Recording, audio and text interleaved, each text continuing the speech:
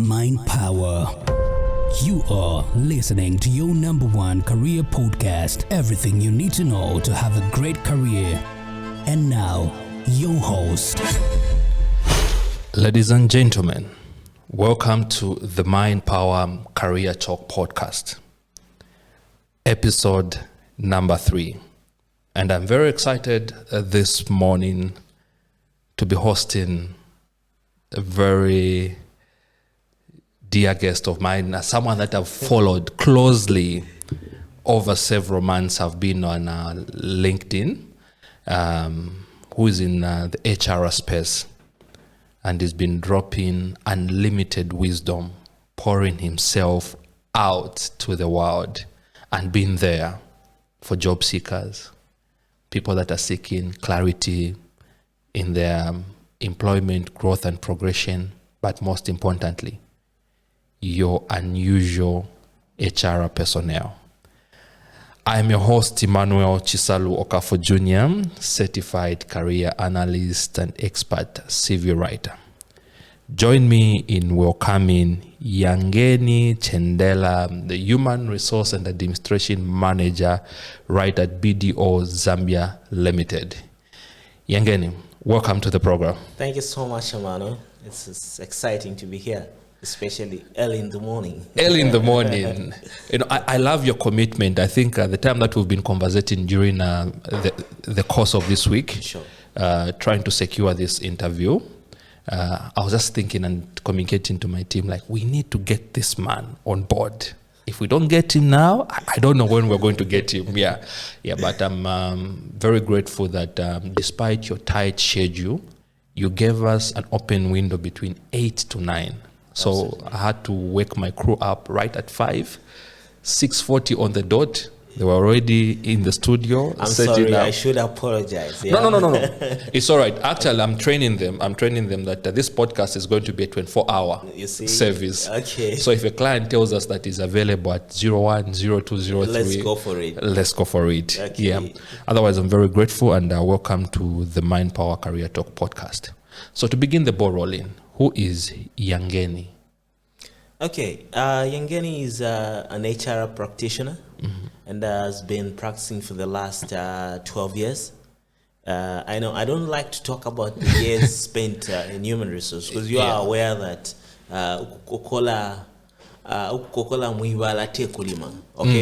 you being in the farm from 08 to 18 hours does not mean that you've been doing the work.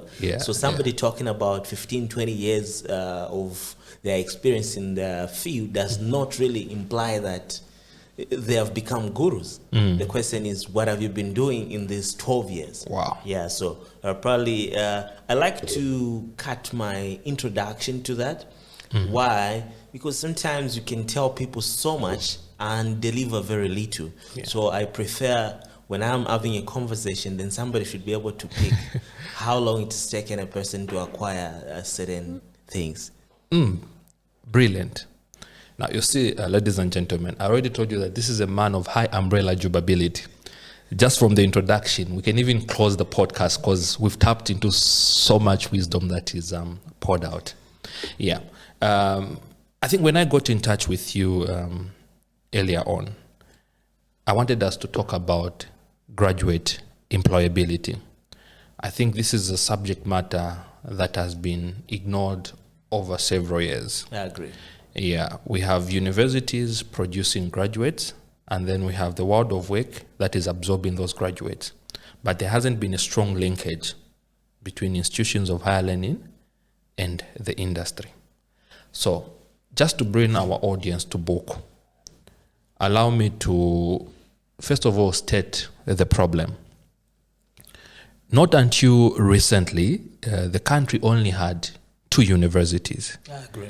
That's the Copperbelt University and University of Zambia. So competition for entry into these 2 public institutions was extremely high, resulting in only a few high school students entering university. Absolutely. And as a result, there were a few graduates on the market. And so, several decades, it was very easy to absorb those graduates at that time. I agree. However, now, in order to increase access to tertiary education, the government passed a policy which encouraged the establishment of private universities. Yeah. Now, this led to the establishment of several private universities, as we can see today, Sure. increasing access to tertiary education, thereby pouring hundreds of thousands of graduates every year on the narrow job market, which has intensified the competition over scarce jobs. And as a HR manager and a practitioner, like you've mentioned, you've been in this space for over a decade. The industry feedback has been centered on the lack of modern skills among higher educational graduates. And this is confirmed in the 7th National Development Plan. Let me quote, which indicates that Zambia suffers a skilled work gap caused by mismatch between the skills offered by training institutions and those demanded by the industry. This reveals a lack of linkage between industry and educational sector providers. Industry experts confirm that most higher educational graduates have the theoretical knowledge but lack the hands-on skills that the industry requires. In conclusion, the search for properly qualified graduates with the relevant skills is usually daunting and, when found, usually costly. So, as an opening question, do you think that today graduates produced from these various universities across the country are employment ready? Okay, this is a very exciting question I should mention. My wife kept asking me yesterday night to say, what is your answer to this question? Because she always knows how I answer such questions. Yeah. I don't want to say yes. Again, I don't want to say no. Mm-hmm. Why? It will be very unfair for me to say that the graduates who are coming from these higher learning institutions are not industry ready, because you and I are actually coming from the same institutions. Certainly. And we've benefited from the same knowledge. In whatever that we are doing, you and I, it was as a result of the best which these universities gave us. So we will say, to some extent, we have a crop of people who are ready, and we also have another team who may not be ready. Yeah. I think that will be the most fair way to answer this. But what is making me to answer like this? Right now, we've all known the unemployment level. I like the background which you've given. Yeah. Well researched, actually. Thank you very much. I should tell you, very few people are conducting such research. People just keep on talking about unemployment, but they're not giving the actual statistics. I will confirm here that we have over 147 universities in this country, if you didn't know. Yeah. Okay? And coupled with over 150, what do you call them? 150 nursing schools. Yeah. Okay. All these people are producing graduates who are supposed to be consumed by society. So now, going back to your question, are universities producing people who are ready for employment? We have a gap. And the gap that we have is that there's completely no linkage between the consumer of this product and the producer of this product. Okay? Yeah. Assuming you are making a medication for me, who's a patient of blood pressure, right? Yeah. You ought to understand how I'm feeling for you to design specific medication that can cater for me. Yes. Yeah? But now, there's no talking between the universities and the consumers of the services. And that's where the biggest problem is. I would tell you, as we speak right now, is that we've got a gap in the auditing world. Okay? Right now, Africa will be experiencing a brain drain in the auditing circle. Why? Europe is consuming auditors like no man's business. Yeah. And I agree with you on that one. Every year, like this year alone, I've had 10 people who've been recruited just right here from Zambia. And they've gone to UK, they've also gone to Ireland, they've gone to Dubai, they've gone to the USA, right? And you and I know that we cannot compete favorably Yeah. with the UK and the standards in Zambia. Yeah. So now, but they are getting the same people that you and I may be saying they're not ready to work. Yeah. You agree? No, I agree with you. So we've got a situation where we've got places where there are what we call the gaps. Yeah. Yet these gaps cannot be communicated to society. But what has caused this gap? I think I have to take it back to how people go into universities. I think that's where the problem is for me as an HR practitioner. Most people do not have a choice when they're making a career decision. Their choices are usually limited based on the availability of resources. Okay? Yeah. You know that not long ago, it's now that I'm aware that the bursary has now been extended to other institutions rather than CBU and UNZA, right? But in the past, all of us were rushing to go to one of these universities, not necessarily that we wanted to pursue the things we found there. Wow. But it was just because they were able to give the 75, the 100% bursary. Yeah. So what does that mean? This meant that individuals found themselves in professions which they never thought about. Wow. So it's like I like to use street language because this is what resonates with all of us. It's like you're with a buyer, and the buyer says, "Today I want to drink from Kawata." Even if you stay in Matero or Charleston, but if your buyer insists that they want to drink from Kawata, you'll be forced to go and drink from Kawata. So this is what has happened even in the employment circles. Wow, what a powerful example. The buyers had programs which they wanted to push. Yes. Okay, probably they'll say, we will push developmental studies, we're going to push adult education, we're going to push this sociology, psychology, these things, right? But those are not the problems that society could be facing today. Okay. So now, because the people who are sponsoring these programs have certain passion in them, and individuals have been forced to study these things. Now, these people did not create opportunities for these people, and that's where now the problem is. Wow. So now, answering your question, it's not that the graduates cannot be employed. It's that they acquired the education which is not needed at this given time. Okay, so if I'm speaking to a graduate, I don't want the graduate to think, no, there's no employment. No, employment is there. It's just that what they could be holding at that particular moment may not be needed in society. Hence, having this problem of you asking me, are the graduates ready? Wow. Ladies and gentlemen, that was a powerful drop of a bombshell by Yangeni. He's really taking us through the aspect of graduate employability and sharing with us from his industry experience and, of course, him being a hiring manager, the gap that exists between institutions of higher learning and the employment world. So having mentioned what you've highlighted from the perspective of the graduate and where they're coming from.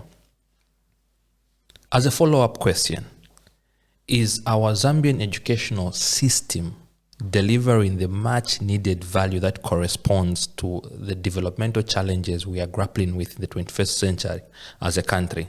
Of course, putting into consideration that perhaps there could be mismatch of career choices by different students who are pursuing these degrees or diplomas in their various institutions. But from the institutional perspective, is there a corresponding program package delivery that is responding to the challenges that we are experiencing as a country today? Okay, I know a lot of people could be listening to this and they want to hear the truth. In 2019, I was part of a team who were tasked to come up with strategies for 2020, 2024 for an institution. And our focus then, I remember very well, we're looking at the disruptors such as technology, because all of us knew that technology then had so much potential to disrupt the working world. Yeah. None of us anticipated disruptors such as the pandemic. And when we went to 2020, we saw how the pandemic just changed the world, right? Yeah. So now, this is the same thing that I would cite with our learning institution. The curriculums which have been in place for a while could have been designed to tackle certain problems then. Yeah. But they never saw disruptors that we are experiencing right now. Wow. Okay? Yeah. Now that there's been disruptors such as technology, pandemic, and other things, it calls for immediate change. I don't think so. We still have employers who are still waiting the world to go back to the normal, what you and I knew the normal. Yeah. All of us needed to adapt. Okay? One of the things that personally I struggled with was to have a meeting online. And I kept wishing to train people physically. The longer I waited, the more opportunities I missed, because I thought we're going to go back to situations where you can go to hotels and train people. Yeah. So this is the same situation with our institutions. We have had these disruptors on the market, yet we're still waiting as if the situation will go back to what? To normal. To normal, yeah. So the systems which they designed to help and support the graduates, okay, or the learners then are not sufficient for today. Yeah. I don't know any institution right now in Zambia that is clearly focused on innovation and creativity. Yeah. I don't know. I don't know any institution in Zambia which is just looking at how we can just use technology as a tool for this nation. Yet we know that this is what is happening. Yeah. Look at whatever we are using here. Yeah. If we had a problem with the mic or this machine here, Yes. do we know any place where we can quickly go to and have it fixed? I don't think so. Chances are that we may need to export Yeah. and go abroad. Yeah. So you see that we know that things have changed in the world, but our learning has not what? Changed. Has not changed. And that's where the problem is. I will admit here, Yeah. twice I've enrolled for my MBA and I've dropped out. Wow. Okay? Why did you drop out?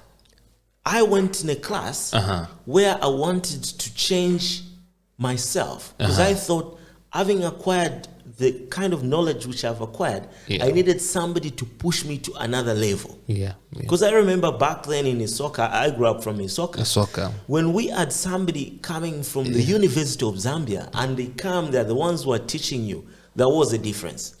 The way they carried themselves, the type of grammar they used, there was something. You could even tell that they're coming from the university. So I always had that thing to say, now when you have a master's in something, you should be able to show. Yeah. I dropped out twice in different universities. Well, when I went there, I realized they were using the same material which I used 10 years ago when I was using my undergraduate. Then I saw there's a problem. Yeah.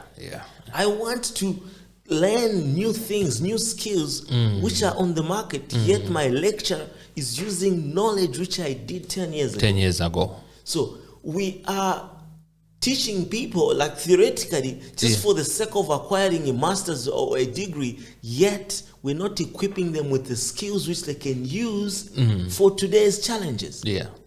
You and I have seen the need for having better communication skills. Yeah. Because all meetings which we are having, somebody should be able to communicate eloquently.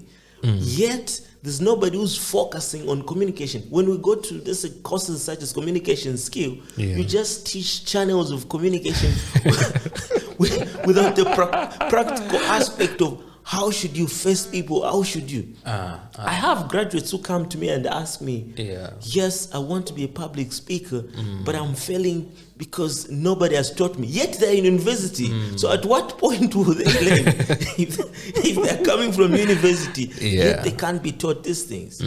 So answering this question, our system delivering, we are but at a very slow pace. We can do better by reacting, because that's why I gave an example of COVID. COVID made all of us to react quickly. And those institutions who are still waiting, I think they've been taken out of business. Certainly. So for me, yes, We are moving somewhere, but the pace is not good. Yeah. Yeah. I agree with you on that aspect. And being in the public sector, I think I've seen majority of my colleagues, being an auditor, I interface with various government institutions. Yeah, both the mainstream government and also quasi-government institutions. And most of them, when I'm auditing, looking at, for instance, human resource performance management, you find that most of them have acquired MBAs. Yeah. So basically, we've been taught that for you to propel the corporate ladder, more especially in the public sector, you need to go and have a master's. Okay, have a master's, deliver it to PSMD, request for your promotion, and then you climb the ladders. But the question that I've asked myself at the end of the day is the education that we're acquiring by amassing these MBAs purpose-driven? Does it drive innovation? Does it drive creativity? Such that even when you're doing your MBA, you're not thinking of a promotion. You are thinking of creating. You are thinking of unveiling tangible solutions to absorb the problems that we are grappling with as a country. And having heard from you, sometimes I'll tell my wife or my colleagues, like, I want to pursue this MBA. But now when I look at my needs, how will it help me grow? You find that the MBA actually will be teaching me the same things I learned back at CBU when I was pursuing my undergraduate degree in business administration. So there's nothing new at the end of the day. Even when it came for me to pursue this program in career consultants, I looked around everywhere, institutions across Zambia. None is providing a specific and focused program on career counseling. It's just guidance and counseling. But specifically to talk about job search, to talk about CVs, to talk about preparing young adults for future careers, there's no program. And so I had to travel to India to go and acquire this particular one. So we are not moving with the times. And not just to catch you. I know somebody may be thinking, no, you are undermining the significance of the qualifications which are being offered. No, that's not my intention in this conversation. I have respect for every qualification at every university in the country, but I'll be very honest. The issue that you've brought, there is, I call it overhyping, okay? And there's this appetite to get an MBA or higher qualification, yet there's no appetite to create innovation and provide solutions to problems that we have. If, for instance, there's a lawyer I always like to hang out, he's an old man, but he's got a lot of wisdom. He always tells me to say, most people in Zambia come to seek legal help when they have financial problems. You don't go to a lawyer when you have a financial problem. You go to the bank. A money problem is supposed to be sorted by the what? By the bank. When you go to a lawyer, all you are doing there, you just want to go and buy time or negotiate for a better payment plan. So goes with qualification. The question is, we've identified the problems in society. So what type of qualification or education do you need to pursue to sort out those problems? You just don't go for an MBA for the sake of being recognized in society or getting a promotion like you've said it. You will get a promotion, but you will not work. I've been to places where I've got a diploma holder, but this person researches every day. I'd rather work with a diploma holder than a master's holder who cannot even talk about the happenings in society. We say, as a leader, you should not just emphasize your qualification. The question is, do you know what is happening? Do you know the rate of inflation today? Okay? Do you know that people have started looking at the budget for 2023? Do you know what is happening? You should be acquiring the relevant information, not to get what Abraham Maslow taught in 1983 or Max Weber, the 14 principles of Henry Fayol. Yes, they had a place. But the question is, we've got modern challenges that we need to sort, which should be a priority than getting qualification which may not be relevant for me. So, having said that, how can a higher learning institution, in this case, in the modern world which has been disrupted by technology, prepare students for tomorrow's labor market and obviously be solutions to the problems we are facing every day as a country? Okay, I will move the shift from the higher institution. I've always been taught when you're making suggesting something, Yes. look at your areas of influence. Okay, don't spend time on things that you cannot change easily. Yeah. You and I know that the systems that the government work with takes time to change. Yeah. But we can change the graduate. Okay? So let us not spend time with higher education. I want to spend time with the graduate. With the graduates. Okay. Yes. Why? Because it's easier for us to make an impact today to a graduate who can change. It's not too late. If you've done 1 year in uni, it's not too late to go and change your profession. Yeah. If you realize to say, this profession that I'm pursuing has no opportunities for me to get a job. Okay? The higher institutions we've identified, they're working on systems. Yes. And the systems may be slightly slow. Yeah. Maybe you and I may not appreciate it because we are the generation Y and Z who wants to get results there and then. Yeah. So they could have better reasons why they delayed to change these systems. But whatever reasons could be, it's not helping the younger generation. So our focus is on The graduates. the graduates. Yeah. So as a graduate, what things should you consider when you're looking for pursuing, choosing a profession, Yeah. career? Quickly, one, we should avoid getting into university or a program based on the availability of resources. Why? If the resources which are available can only take you to do nursing, yet we are aware that there are 100,000 plus nurses who are yet to be deployed, then you are getting on a bus for employment which is already full. Okay? We not long ago we were told that is it teachers or nurses? Yes. Which one is coming first? Nurses? Teachers. Teachers, yeah. Teachers There were recruitment. over 110,000 applicants against 11,000 jobs. I was doing my maths when I was coming here.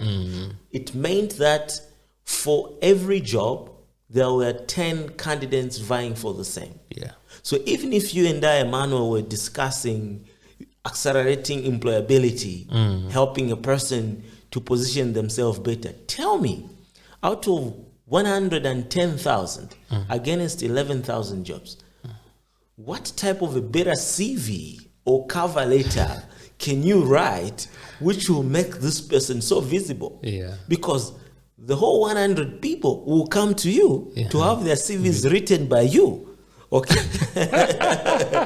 Okay. Yeah. So what we have in the economy is not, for me, I'm sorry, I'm going to tell you because this is your profession, is not how best a CV is or a cover letter is.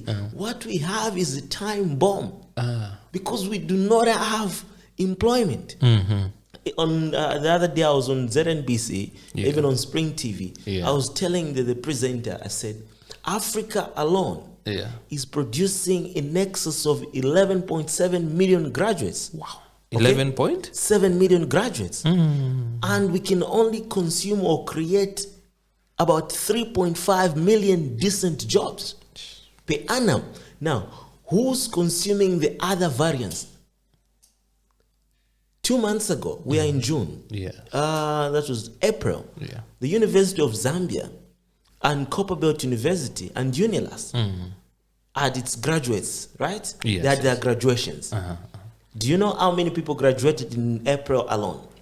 I didn't do the maths. No, I didn't. UNZA had 2,465 plus. CBU had 2,069.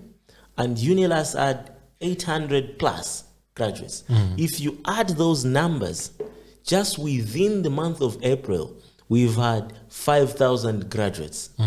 This is before Evelyn Horn, before NIPA, before Zika and Zikas, and before Mulungushi University. So by the end of this year, chances are that we're going to have 10,000 more graduates added to this employment bus, which is already full. Okay, so the issue is not the learning institution changing the programs and other things. The issue is we got a big problem somewhere. Yeah. We are not creating employment.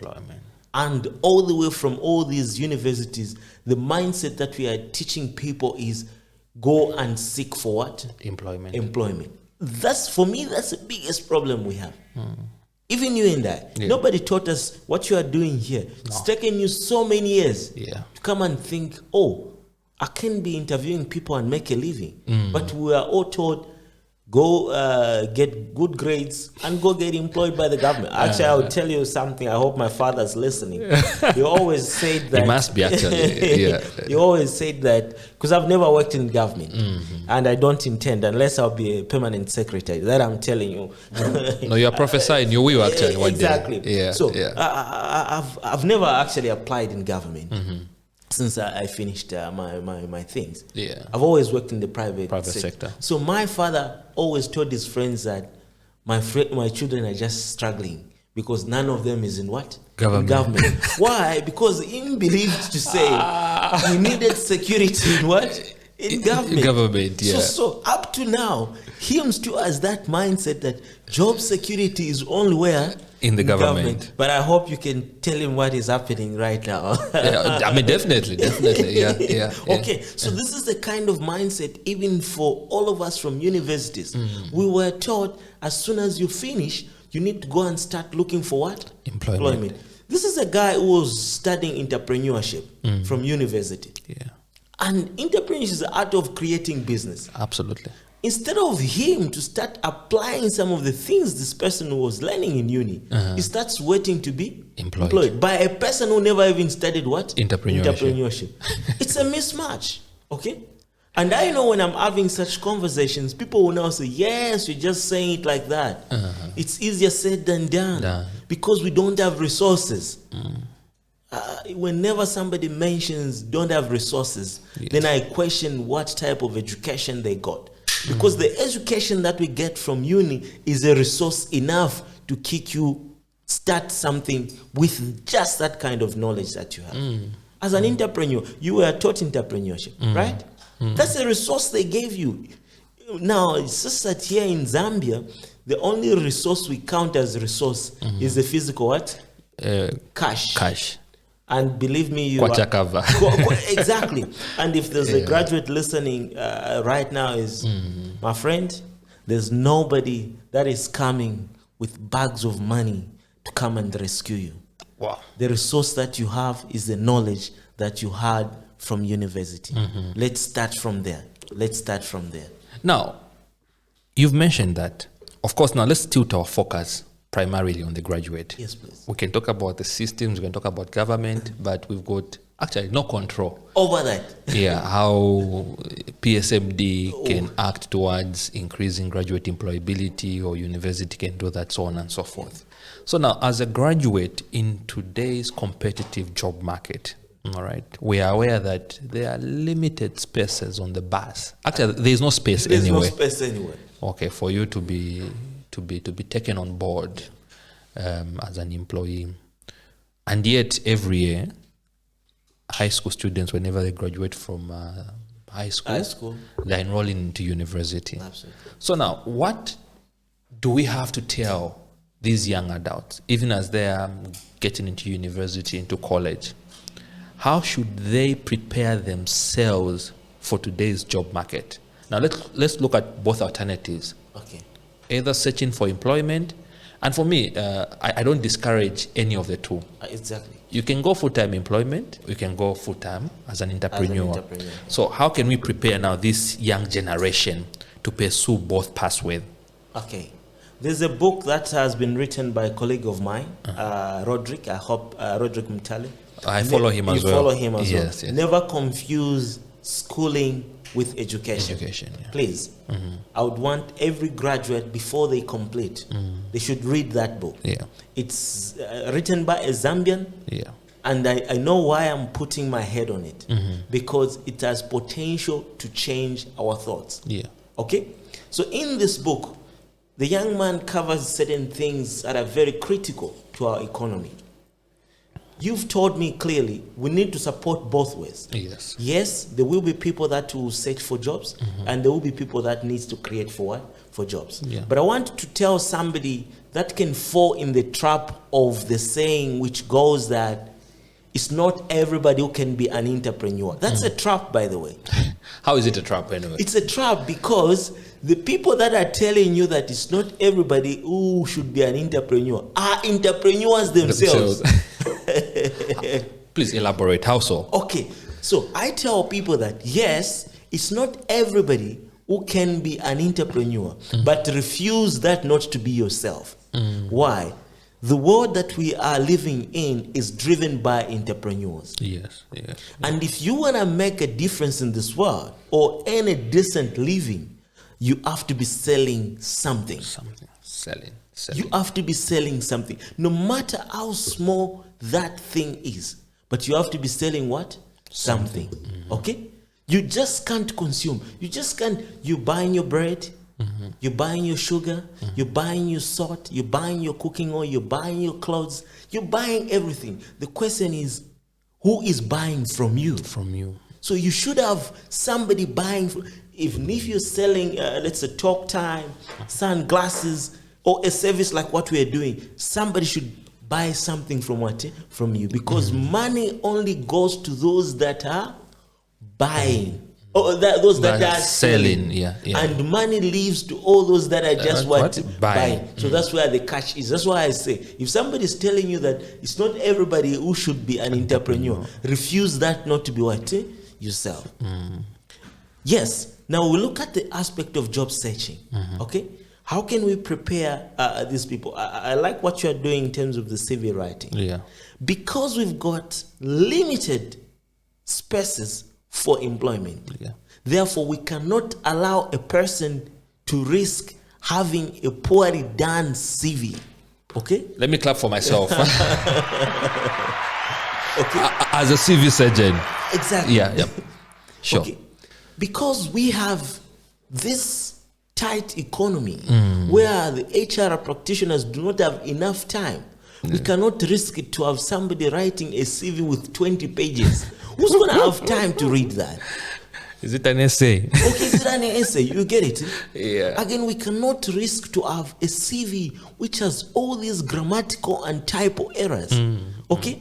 Because the HRs do not have time.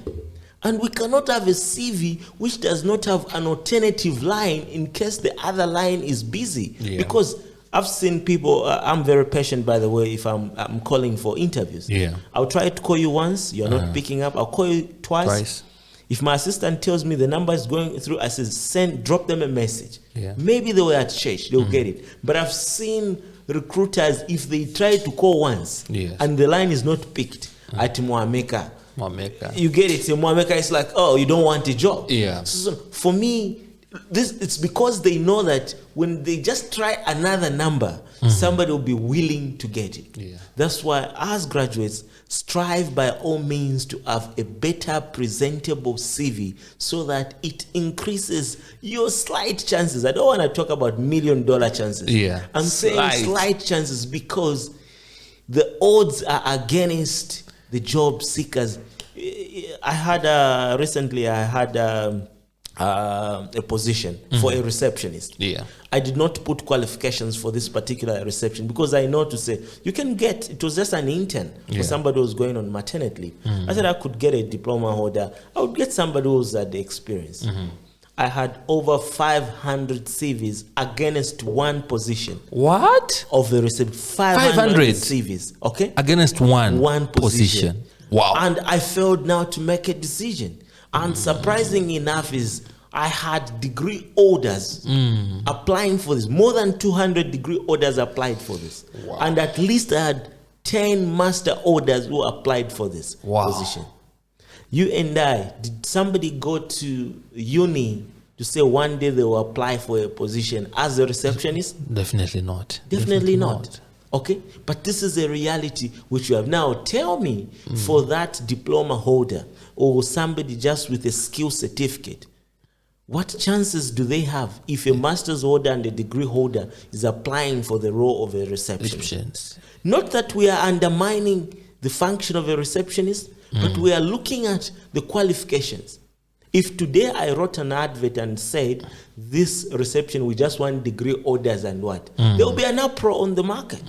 They're saying, how can you put reception as a degree order and master's? But the reality is that degree orders and master's orders are the ones applying for this. Yeah. As we speak, the person who got that particular job is a degree holder.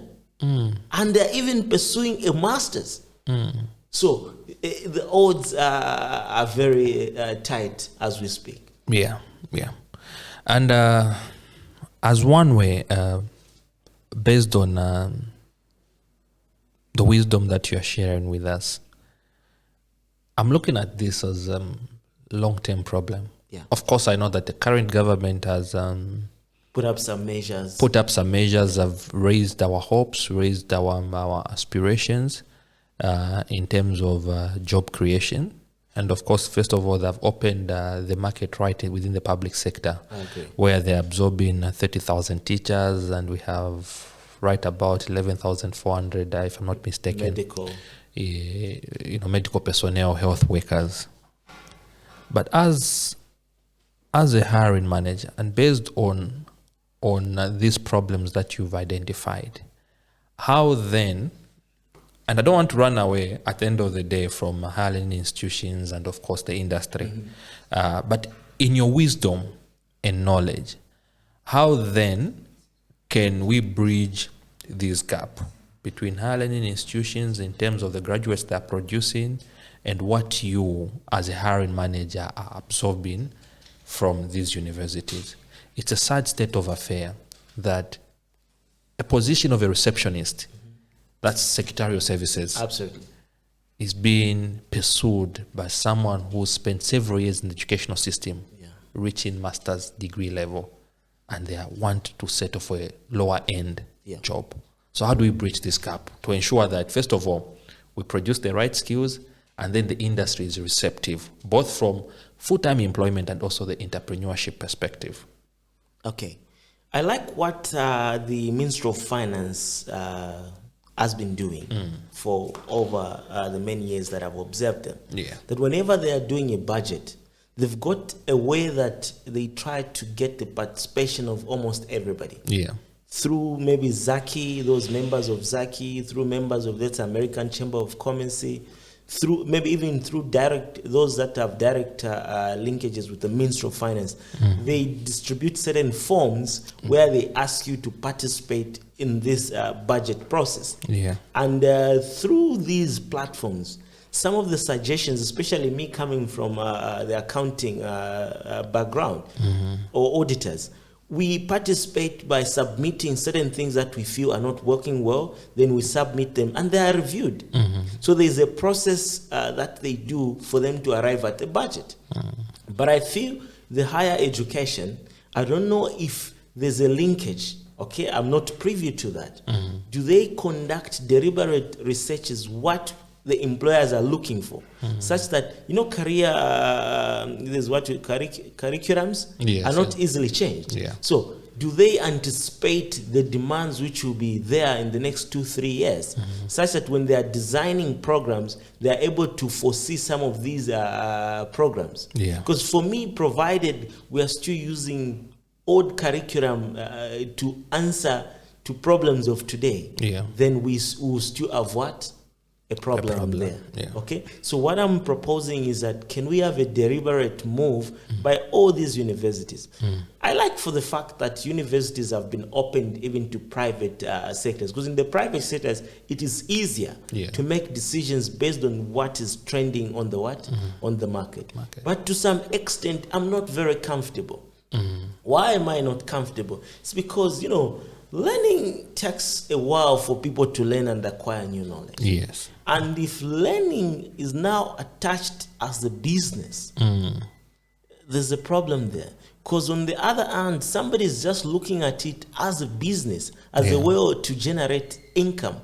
Yet the other, on the learner's side, they're looking at it as a way of acquiring knowledge. Do you get what I'm getting to there? Yes. So on the owner of the university, then primarily, even if they may not say it, they've got a profit generation agenda somewhere. Yeah. And the learner here has got the agenda of acquiring knowledge. So now these may not necessarily provide those programs which can cost them more, yet are programs which can benefit who? The learner, because they need to maximize as well. Yeah. So for me, until that is nicely done, where people are not looking at maximizing the profit against giving people the knowledge which may be useful, we may continue having a problem. Wow. Ladies and gentlemen, you are listening to the Mind Power Career Talk podcast, where we're empowering people to take control of their careers by offering holistic career advice. And right now, we are receiving dosages of wisdom on how we can enhance graduate employability. You as a hiring manager, okay, what do you look for when hiring graduates, say for entry-level positions? I understand you are working within a space which is receptive to hiring graduates for entry-level positions. So when you're doing the hiring or conducting the hiring, what do you look for a fresh graduate from university who has a degree in accountants, or is it business administration, so on and so forth? Okay, great. So some of the things that we've been using, and these are universally applicable. Okay. One of the biggest things is just attitude. Okay? Attitude. Attitude of a candidate speaks volumes. Okay? Apart from the attitude of a person is the willingness to learn. Okay? We've got some candidates that you know, because when you're getting graduates, every year we get about 25 to 30 graduates. Okay, because that's part of every year. Every year, at least we get around that number. Okay. So, since they all come with the same qualifications, if it's either SCCA, Zika, or Bachelor in Accounts from CBU, or even Unilas now has been offering that. I think even Zika's. So, somebody will have a similar qualification, but the only thing that will distinguish them is their attitude, okay? Willingness to learn. Can they adapt to new changes? These are the three major things that we are looking for. Wow. Why have I emphasized on attitude? Okay. A person who's willing to learn, okay, can go very far as a learner, actually, in this world of work. Most people that I've interacted with, especially those outliers, I know, we always have outliers. Those people who come with A. Distinction material. Most of them have failed to adapt in the working world. Why? They're outliers. Probably these can make it very well to become lecturers. They can make it very well to become, these other things. But within the work environment, we need people that are willing to learn, okay? Who may also have patience for themselves. Because even if I asked you 10 years ago what you are doing and what you're doing today, it's very different. Totally different. Totally different. So at work, we don't want people that would want results there and then. So we need people that are patient, who are able to ask progressive questions. The people that are focused, okay? When I always tell candidates when they come, ask progressive questions. Don't always rush to ask, how long will it take for me to get a promotion? When will I get the next increment?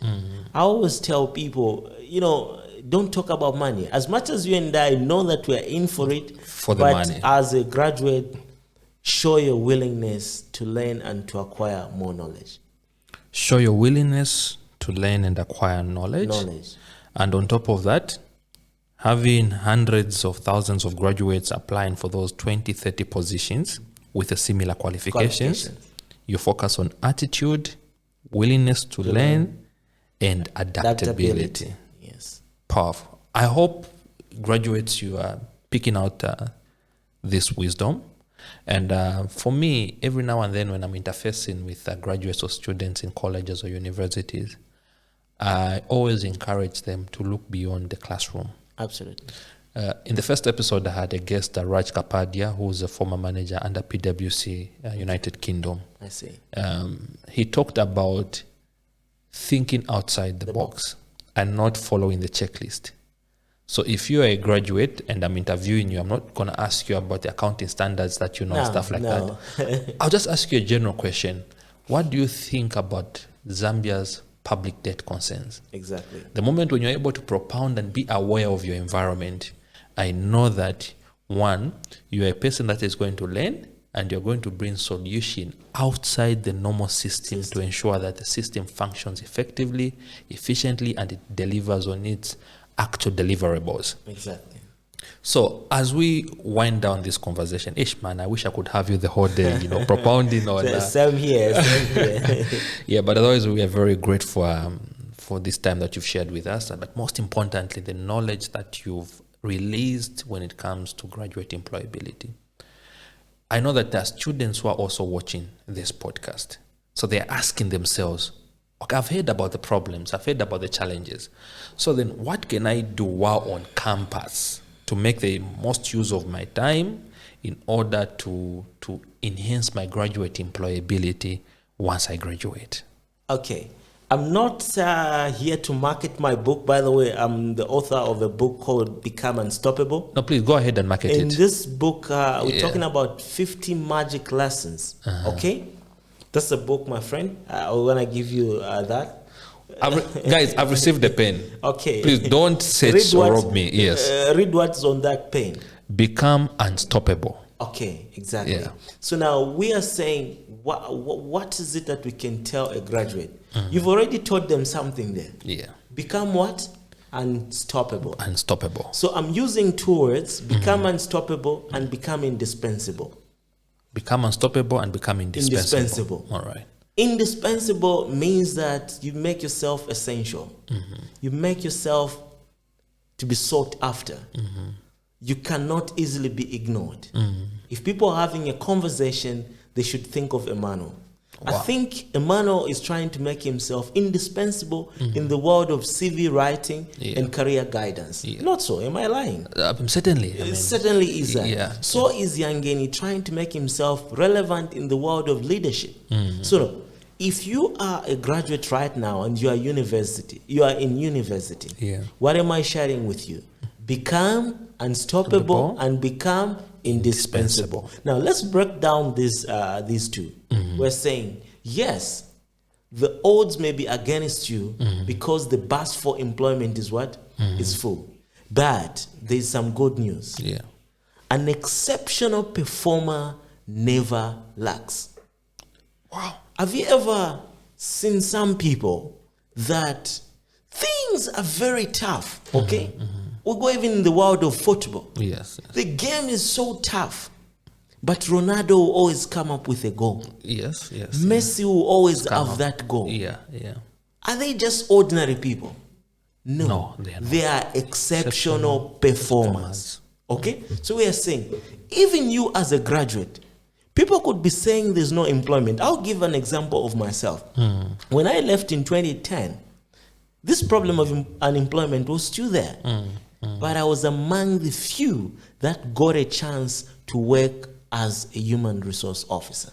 Okay? So what am I encouraging a graduate right now who's listening to this program? Yeah. Not even a graduate. Even somebody who's at work. Yes. An exceptional performer never lacks anything. Now the challenge is, how do you become an exceptional performer? Becoming an exceptional performer does not just happen overnight. It requires sacrifice. It requires hard work.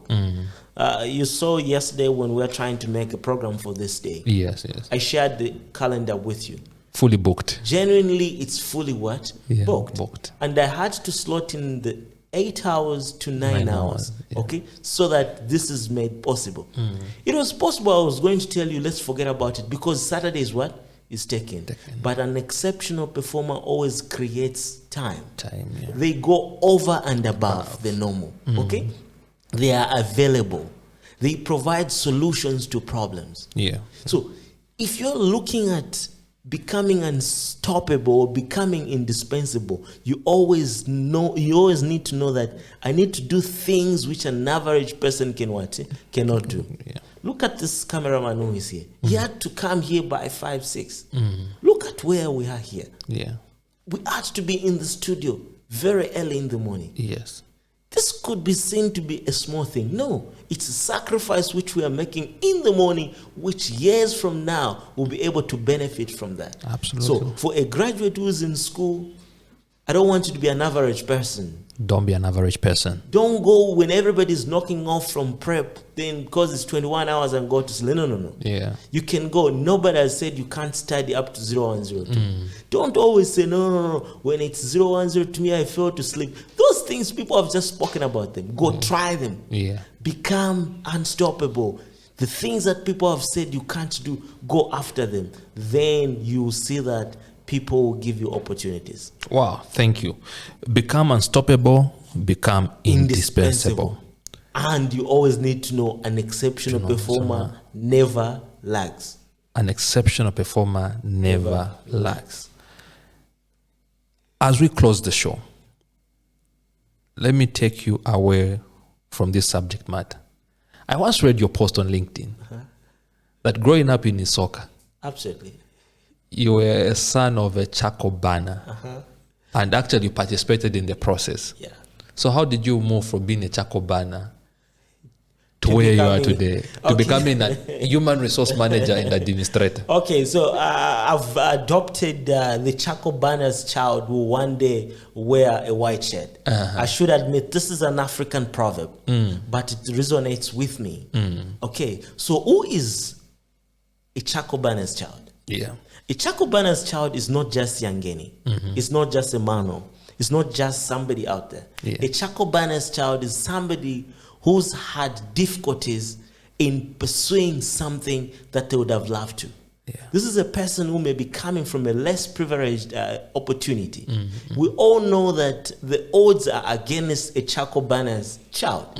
If your father has always been burning Chaco, chances are that you're going to inherit. Okay? If I was to talk about where I'm coming from, my great-grandfather was a blacksmith. So my father was supposed to be a blacksmith in that. So if my father was going to be a blacksmith, chances are that I could have inherited what? That business. Yeah. But now we needed to change the what? The odds. The odds. There goes the saying, a Chaco banner's child will one day wear what? A white shirt. So you could be coming from Vubwi, you could be coming from Isoka, you could be coming from Katete. I don't want that situation to stop you. Just know that one day you wear what? A white shirt. Every situation that you're going through is not what? Permanent. But before I close, you just sent me to the. I'm very passionate with that. Please go ahead. I wanted to share something. The reason that we employ as employers is because we are looking for value from a particular person. Yeah. So as a graduate, I want you to remember that it's the value that you promise to give to the employers which will make you marketable and relevant. So always ask yourself, what value am I proposing to this employer? Okay? We are hired because of the value. Value. And the money that we get paid, it's as a result of the value that you're what? Contributing. So for me, for every graduate, just ask yourself, what value will I promise to give to this new employer? Yeah. To the higher education or to the government and other things. I've got a proposal for them. Yes. I've been thinking of this proposal for a very long time. And I'm hoping that one day to come to life. Yeah. We've probably sitting on 500,000 graduates across different professions. Yeah. We all know that there are economies in this world who are lacking that particular resource. Okay? Yes. And we have the control because we are in touch with these countries. Yeah. I'm asking, why can't we start exporting this human resource outside? Do not let people export themselves. Yeah. Because once they do, they will be the ones earning that money directly. But if the government puts up systems, for instance, the teachers which because remember, most of these people went to school, to government schools, and government subsidized some of these schools. Yes. So now the government has spent money and it's not able to get it out. Yeah. So how are they going to get this money out? If we know that, let's say, I know right now that the UK is looking for resources. Yes. Why can't the government sign an MOU and sends 10,000 people into UK, and the government of UK pays the government of Zambia, and the government of Zambia pays its people? Yeah. Why am I saying the government should get the resource? Because it needs to be in control. Yeah. I know of places where people are using this system. I'll send you to UK, Yeah. and UK will pay me, then I pay you. Yeah. It's called outsourced labor. Outsourced labor. You get it? Yes. So why can't the government use the outsourced labor for now, so that they do not lose out on the money? Because if you take yourself to UK and you find a job, currently ZRA does not have a system to tax every Zambian who's working from outside. But you know that the countries like Ethiopia, even the UK, even the United States of America, their citizens, regardless of where they are working from, they are able to declare their taxes. But in Zambia, whoever is working outside Zambia, there's no double taxation. Yeah. You pay tax based on the region where you're working from. So now, if we are sitting on 100,000 graduates, teachers, and we know Saudi Arabia is looking for teachers, why can't government make a system that it exports these teachers to Saudi Arabia, and in the process, government gets a revenue from that? I know it may sound as easy as that, maybe a little bit complex, but it's doable, because I know of institutions who are doing this right now, and they are earning an income. Wow. There we are. We are providing solutions to problems and even not even that. Right now, I know the UK and Canada are also struggling with manpower. Yeah. You can even do virtual secondments for people. Whilst we are seated here in Zambia, you can work for Canada. The only question is, look for those resources which can be used online. They're not just going to come for any degree. Like we say, a degree is a degree. They will need a particular skill for you to be used or become useful in those countries. Wow. Thank you for that creative approach towards resolving this issue of unemployment within our country. Truly, you and HR are making a difference. And I prophesy this morning that one day you should be a permanent secretary right there at Public Service Management Division, so that such prepositions actually see life.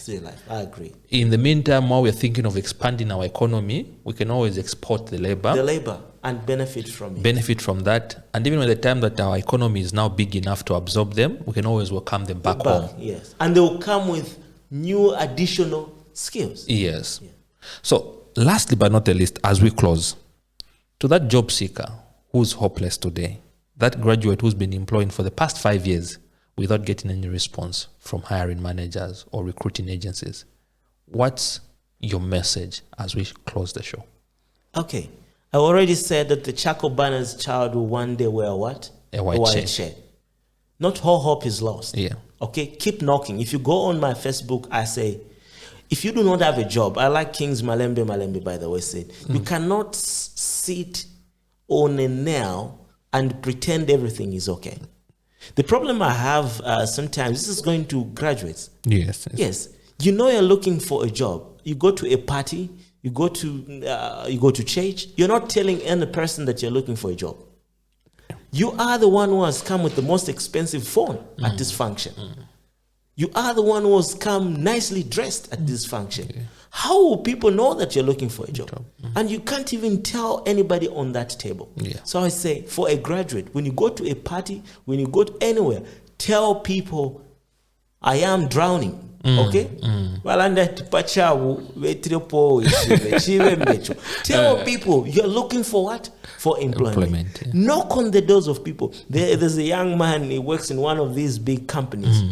Every time I could advertise, this young man would just send a CV. Every time. So there was one day I was very upset with him. Because you're looking for a manager, he applies. Yep. You're looking for an IT manager, he applies. You're looking for a receptionist. So I told my assistant, call this guy. Yeah. Just call him. I was very upset. Then my assistant said, no, boss, let me just invite him. Yeah. So I invited him to my office. Then I just showed him the system. Yeah. I said, look at the way we shortlist. Look at how things are done. Now you are just sending a CV. Like you're just hunting, like even if you say no, this is too much. Okay.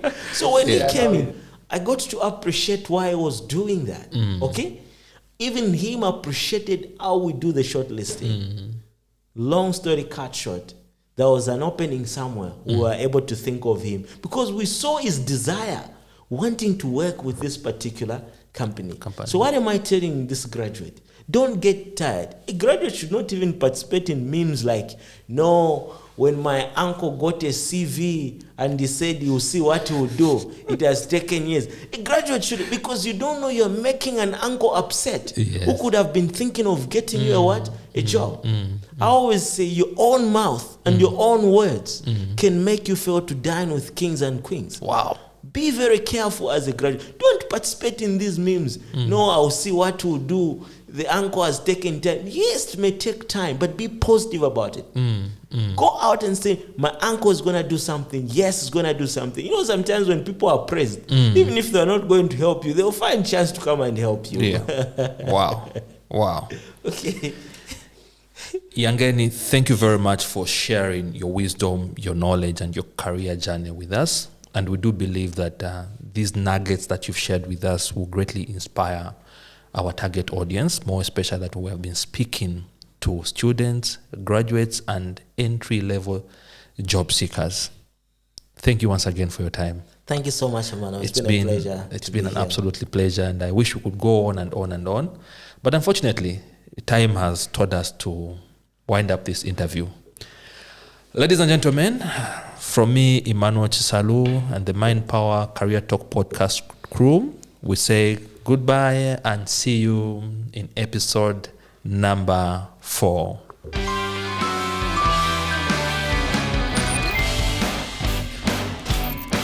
Thank you. Greatly appreciate. Thank you so much. Sure.